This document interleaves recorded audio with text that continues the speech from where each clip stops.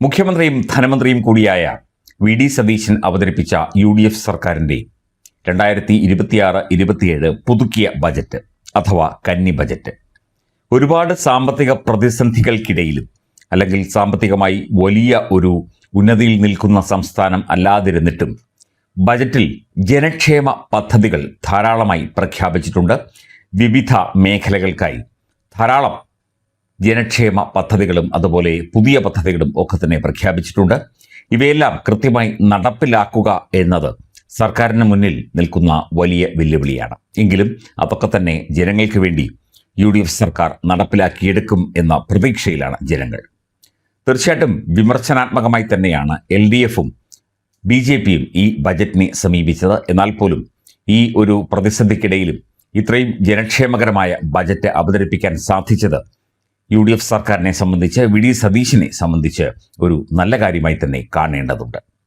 വളരെ പോസിറ്റീവായി ചിന്തിക്കുന്ന പദ്ധതികൾ ജനങ്ങൾക്ക് ഗുണപ്രദമായ രീതിയിൽ ഗുണകരമായ രീതിയിൽ എത്തണം എന്ന് ആഗ്രഹിക്കുന്ന ഒരു സർക്കാർ സംവിധാനത്തിൻ്റെ ഒരു പ്രതിഫലനമാണ് ഈ ബജറ്റ് എന്ന് നമുക്ക് ആകെ ഒന്ന് വിലയിരുത്തിയാൽ പറയാം. തീർച്ചയായിട്ടും വിവിധ ജില്ലകൾക്കുള്ള വിവിധ പദ്ധതികൾ, വിവിധ വകുപ്പുകൾക്ക്, വിവിധ വിഭാഗങ്ങളിൽപ്പെട്ട ആളുകൾക്ക് ഉള്ള പദ്ധതികൾ, പ്രത്യേകിച്ചും തീരദേശ മേഖലയിൽ, അതുപോലെ മത്സ്യത്തൊഴിലാളികൾക്ക്, അതുപോലെ തന്നെ സാധാരണക്കാർക്ക്, സ്ത്രീകൾക്ക് ഒക്കെ തന്നെ ഒരുപാട് ഗുണകരമായ പദ്ധതികൾ ഈ ബജറ്റിൽ പ്രഖ്യാപിച്ചിട്ടുണ്ട്. അവയൊക്കെ ശരിയായ രീതിയിൽ നടപ്പിലാക്കിയെടുക്കും എന്ന് തന്നെ നമ്മളൊക്കെ തന്നെ പ്രതീക്ഷിക്കുന്നു. സംസ്ഥാനത്തിൻ്റെ സമഗ്ര വികസനം ലക്ഷ്യമിട്ട് വി സതീശൻ അവതരിപ്പിച്ച ബജറ്റിൽ ജനപ്രിയ പ്രഖ്യാപനങ്ങൾ ഏറെയാണ്. കടക്കെണിയും സാമ്പത്തിക പ്രതിസന്ധിയും നിലനിൽക്കുമ്പോഴും സാധാരണക്കാർക്ക് ആശ്വാസം നൽകുന്ന ക്ഷേമ പദ്ധതികളും വികസന പദ്ധതികളും ബജറ്റിൽ ഇടം പിടിച്ചിട്ടുണ്ട് എന്നത് ഒരു ചെറിയ കാര്യമല്ല. ബജറ്റിൽ വിവിധ ജില്ലകൾക്കായി ഇത്തരത്തിൽ ഉള്ള പദ്ധതികളാണ് പ്രഖ്യാപിച്ചിരിക്കുന്നത്. തിരുവനന്തപുരം ജില്ല തലസ്ഥാന നഗരിയെ കേരളത്തിൻ്റെ നോളജ് ആൻഡ് സ്പേസ് ടെക്നോളജി ഹബ്ബായി വികസിപ്പിക്കും എന്ന പ്രഖ്യാപനം അതീവ പ്രാധാന്യത്തോടെ തന്നെ കാണേണ്ടതുണ്ട്. വിഴിഞ്ഞം തുറമുഖത്തെ രാജ്യത്തെ ആദ്യ ഗ്രീൻ ബങ്കറിംഗ് കേന്ദ്രമായി ഉയർത്തുകയും നിർമ്മാണ അറ്റകുറ്റപ്പണി കേന്ദ്രം സ്ഥാപിക്കുകയും ചെയ്യും. ബാലരാമപുരം വിഴിഞ്ഞം ഭൂഗർഭ റെയിൽ, വിഴിഞ്ഞം നാവായിക്കുളം ഔട്ടർ റിംഗ് റോഡ് എന്നിവയുടെ നിർമ്മാണം വേഗത്തിലാക്കാൻ 100 കോടി രൂപ വകയിരുത്തിയിട്ടുണ്ട്. തിരുവനന്തപുരം ലൈറ്റ് മെട്രോ പദ്ധതി നടപ്പിലാക്കും എന്നും ഗവൺമെന്റ് എഞ്ചിനീയറിംഗ് കോളേജിന് സർവകലാശാലയുടെ കോൺസ്റ്റിറ്റ്യൂവന്റ് കോളേജ് പദവി നൽകും എന്ന പ്രഖ്യാപനവുമുണ്ട്. തുടർന്ന് കൊല്ലം ജില്ലയിലേക്ക് വന്നു കഴിഞ്ഞാൽ കൊല്ലത്തെ ധാതു സംസ്കരണത്തിൻ്റെയും അപൂർവ ധാതുക്കളുടെയും ഒക്കെ കേന്ദ്രമാക്കി കൊല്ലത്തെ മാറ്റും. കൊല്ലത്തെ തീരദേശ മേഖലയിൽ കൂടുതൽ ശ്രദ്ധ പതിപ്പിക്കും എന്ന കാര്യവും ബജറ്റിൽ ചൂണ്ടിക്കാട്ടുന്നു. കൊല്ലം തുറമുഖ വികസനത്തോടൊപ്പം ചിന്നക്കടയിൽ സ്കൈ വാക്ക്, അർബൻ പാർക്ക് എന്നിവ നിർമ്മിക്കുന്നതിന് 5 കോടി രൂപ നീക്കിവച്ചിട്ടുണ്ട്.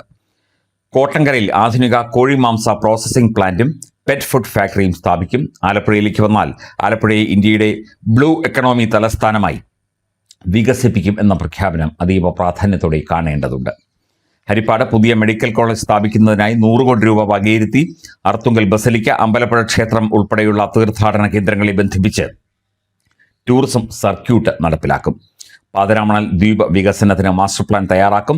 എറണാകുളം ജില്ലയിലാണെങ്കിൽ കൊച്ചിയിൽ JC Daniel international film city സ്ഥാപിക്കുന്നതിന് 100 കോടി രൂപ അനുവദിക്കുകയും ചെയ്തു. കൊച്ചി ആലുവ പെരുമ്പാവൂർ ബെൽറ്റിനെ ഒരു ഗ്ലോബൽ ഫർണിച്ചർ ഹബ്ബായി വികസിപ്പിക്കും. കൊച്ചിയിൽ ആർബിട്രേഷൻ കോടതിയും ഗ്ലോബൽ കൺവെൻഷൻ സെന്ററും സ്ഥാപിക്കും. എറണാകുളം മെഡിക്കൽ കോളേജ് നവീകരണത്തിനായി 10 കോടിയും ഗോശ്രീ ബോൾഗാട്ടി സമാന്തര പാലത്തിനായി 1 കോടി രൂപയും വകയിരുത്തിയിട്ടുണ്ട്. തൃശൂർ ജില്ലയിലേക്ക് വന്നാൽ തൃശൂരിൽ ജോൺസൺ മ്യൂസിക് അക്കാദമി ആരംഭിക്കുന്നതിന് 5 കോടി രൂപ അനുവദിച്ചു. ചരിത്ര പ്രസിദ്ധമായ തേക്കിൻകാട് മൈതാനം 10 കോടി രൂപ ചെലവിൽ നവീകരിക്കും.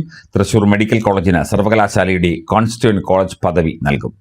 കോഴിക്കോട് ജില്ലയിൽ MT Vasudevan Nair cultural park സ്ഥാപിക്കുന്നതിന് 50 കോടി രൂപ വകയിരുത്തി. കോഴിക്കോട് ലൈറ്റ് മെട്രോ പദ്ധതി നടപ്പിലാക്കും. കോഴിക്കോട് ജില്ലയിലെ സൈബർ പാർക്കിനെ ഇൻഫോ പാർക്കിന്റെ നിലവാരത്തിലേക്ക് ഉയർത്തും. ഉരുൾപൊട്ടൽ ബാധിച്ച വിളങ്ങാട് പാക്കേജിനായി 5 കോടി രൂപ പ്രഖ്യാപിച്ചു. മലപ്പുറത്തേക്ക് വന്നാൽ മലപ്പുറം താലൂക്ക് ആശുപത്രിയെ സൂപ്പർ സ്പെഷ്യാലിറ്റി ആശുപത്രിയായി ഉയർത്തും. ജില്ലയിൽ ആധുനിക രീതിയിലുള്ള ക്യാൻസർ സെന്റർ സ്ഥാപിക്കാൻ 10 കോടി രൂപ വകയിരുത്തി. പൊന്നാനിയിൽ മലബാർ ഹിൻഡീസ് കൾച്ചറൽ ബിനാലെ സംഘടിപ്പിക്കും. തീരസംരക്ഷണത്തിനായി 3 കോടി രൂപ അനുവദിച്ചു. വയനാട് ജില്ലയിൽ ഒട്ടേറെ വികസന പദ്ധതികൾക്കുള്ള സാധ്യതയുണ്ട്. വയനാട്ടിൽ ട്രൈബൽ സർവകലാശാലയും തദ്ദേശീയ വിജ്ഞാന മേഖലയും സ്ഥാപിക്കുന്നതിന് 50 കോടി രൂപയാണ് നീക്കിവച്ചിരിക്കുന്നത്.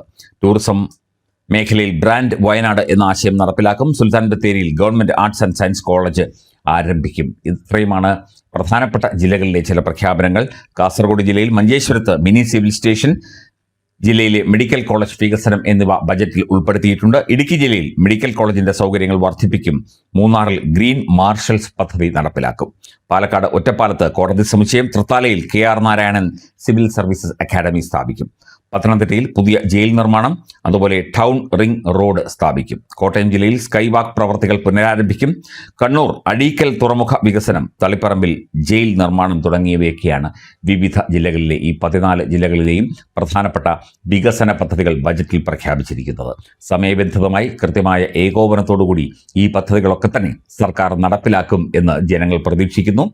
ഈ സാമ്പത്തിക സ്ഥിതിയിലും ഇത്തരത്തിൽ വളരെ പോസിറ്റീവായ, വളരെ വികസനോന്മുഖമായ ഒരു ബജറ്റ് അവതരിപ്പിക്കാൻ സാധിച്ചത് UDF സർക്കാരിന് തീർച്ചയായിട്ടും അഭിനന്ദനാർഹമായ, ശ്ലാഘനീയമായ കാര്യം തന്നെയാണ്. ഈ പറഞ്ഞ കാര്യങ്ങളൊക്കെ തന്നെ ജനങ്ങളോടൊപ്പം ചേർന്ന് നടപ്പിലാക്കാനുള്ള എല്ലാ പരിപാടികളും, എല്ലാ നടപടിയും എത്രയും പെട്ടെന്ന് ഉണ്ടാകും എന്ന് കേരളത്തിലെ ജനങ്ങൾ പ്രതീക്ഷിക്കുന്നു.